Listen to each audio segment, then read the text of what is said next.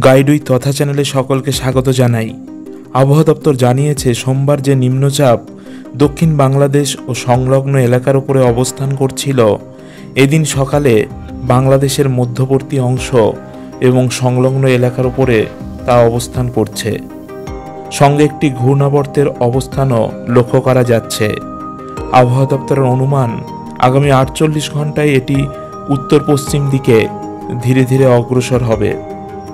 এবার জেনে নেব উত্তরবঙ্গের আবহাওয়ার খবর। বুধবার কোচবিহার ও মালদহ জেলায় ভারী বৃষ্টি হতে পারে। সঙ্গে জলপাইগুড়ি, কোচবিহার, উত্তর দিনাজপুর, দক্ষিণ দিনাজপুর এবং মালদায় বজ্র বিদ্যুতের পূর্বাভাস দেওয়া হয়েছে। বৃহস্পতিবার ভারী বৃষ্টি হতে পারে জলপাইগুড়ি, উত্তর দিনাজপুর, দক্ষিণ দিনাজপুর এবং মালদায়। সঙ্গে সবকটি জেলাতেই বজ্র বিদ্যুতের পূর্বাভাস দেওয়া হয়েছে।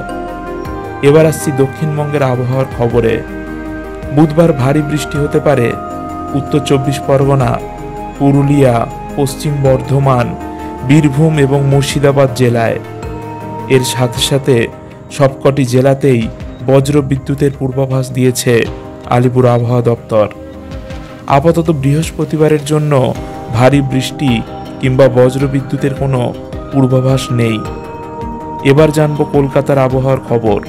আগামী 24 ঘন্টায় কলকাতা ও আশেপাশের এলাকায় আকাশ থাকবে মেঘলা, হালকা মাঝারি বৃষ্টি হতে পারে।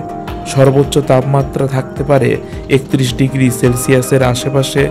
সর্বনিম্ন তাপমাত্রা থাকতে পারে 27 ডিগ্রি সেলসিয়াসের আশেপাশে।